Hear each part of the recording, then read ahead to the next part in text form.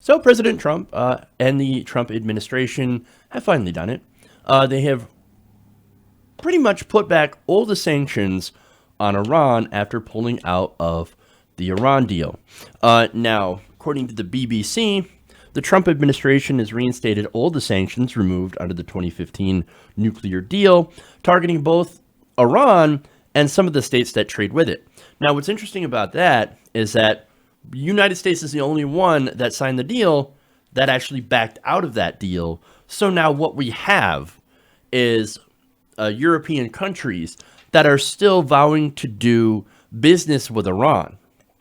And they're saying, we don't care about your sanctions, Donald Trump. Screw you, screw your sanctions. We believe in the deal. And we think it's the best way in order to make sure that we do not have a nuclear armed Iran. And of course, you guys know I'm a believer in the deal because it was an actual good deal. Compare that, of course, to what Trump made with North Korea. And you can see the two deals couldn't be worlds apart. Now, one of Donald Trump's reasons, I guess, if there is a reason that he states anyway, official reasons, I should say, is that, well, it's just a bad deal. It's a bad deal. Iran got everything that they wanted. Actually, no, we had unprecedented access to Iran's nuclear facilities. They had to give away most of their uranium, right, and their centrifuges. So what they had left, they were unable to create, or I should say, produce or refine into weapons-grade material, right? So we did all that, and Donald Trump says, not good enough. Not good enough, I'm going to take it away. Here's the real reason, of course.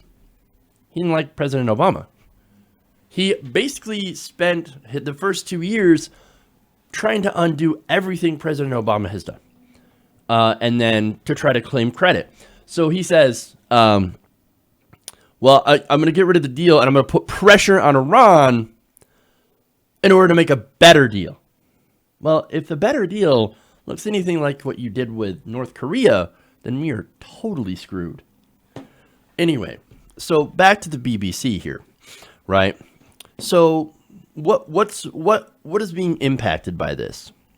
Well, apparently 700 individuals, entities, vessels, and aircraft are now on the sanctions list, including major banks, oil exporters, and shipping companies. Now, the major thing that they're doing, though, is they're targeting the oil. That's the most significant sanction. And, of course, news of these sanctions going back into place, and they're snapping back into place, you have the Iranian economy doing terrible. Their currency, the rial, losing a lot of its value compared to the dollar. Of course, that is the effect that Donald Trump and the rest of the administration intended. Now we're going to screw you guys over. We're going to make your economy worse so that you come back to the table. So far right now, Iran is being pretty defiant. So, and that does not bode well for this kind of diplomacy. Now, what about the EU? I mentioned earlier, right? So the EU still believes in the deal. They're still honoring the deal, and they think it's still the best way. So how did they react to the sanctions? Well, the UK, Germany, and France, which are among the 5 countries that are committed to the nuclear pact, have all objected to this. They have promised to support European firms that, quote, do legitimate business with Iran, and have set up an alternative payment mechanism that will help companies trade without facing U.S. penalties, which, again, we have promised. So basically, okay, they're saying they're basically setting up a system where they don't need us anymore. Now, if you are concerned about America losing its influence over the world, well, then the Trump administration has just shown you that they don't care about that. They don't care about losing American influence, especially in among our allies. Don't care. So that means that we are no longer going to be a world leader. Great.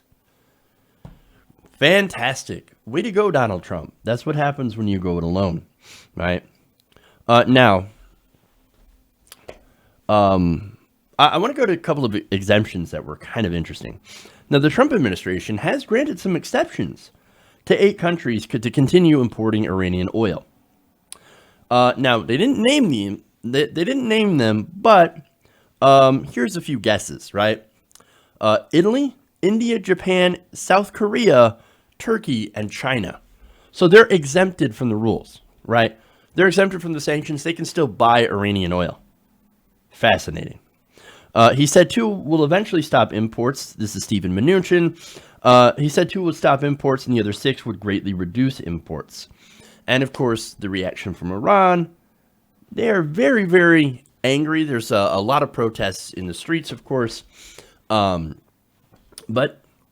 what's interesting is, okay, you can expect that there's a lot of anger towards the U.S., but there are some, actually, some Iranians that are saying, you know what? No, not death to the U.S., not anything like that. Here we're going to do a, quote, hashtag sorry U.S. Embassy siege.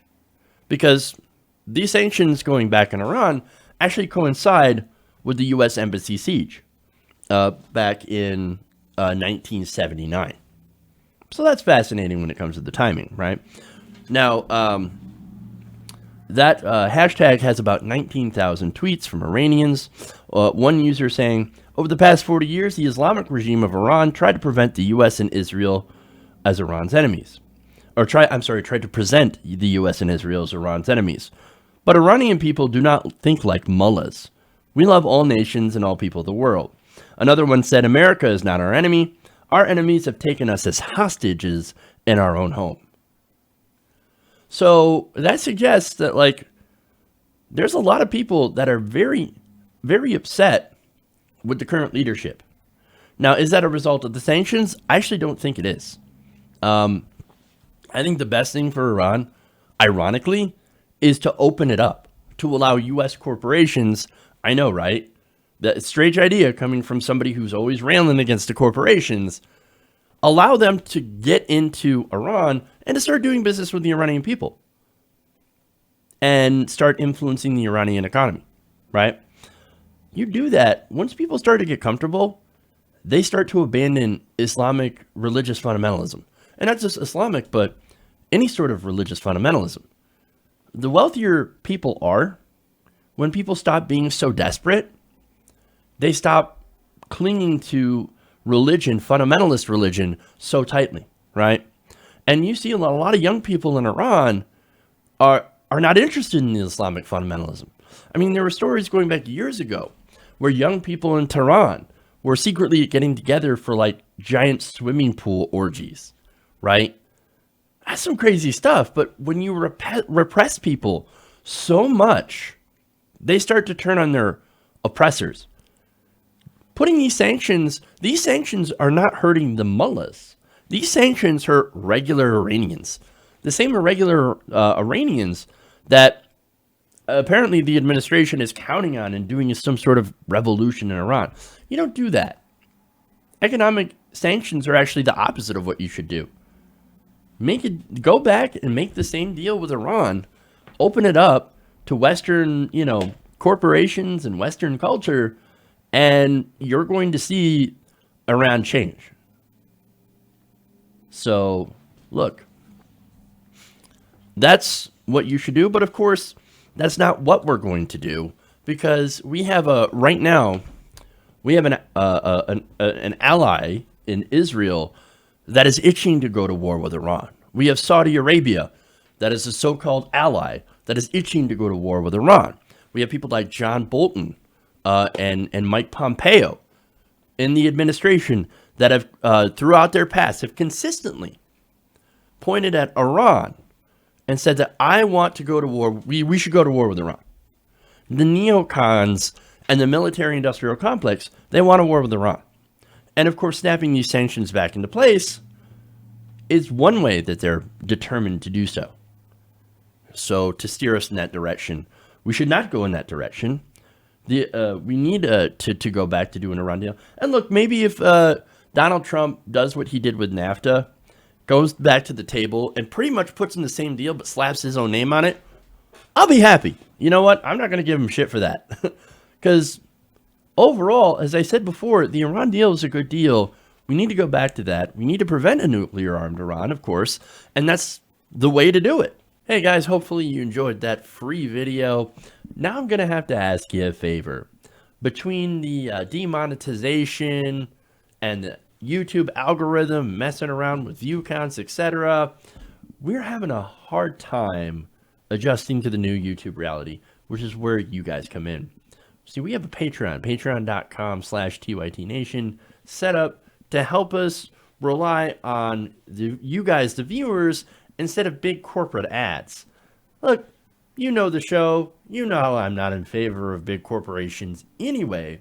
So help us transition away from relying on the ad model to pay the bills and sign up to be a patron, patreon.com/TYTNation. That goes a long way to help us keep the lights on. And you guys will know that you're supporting independent progressive media.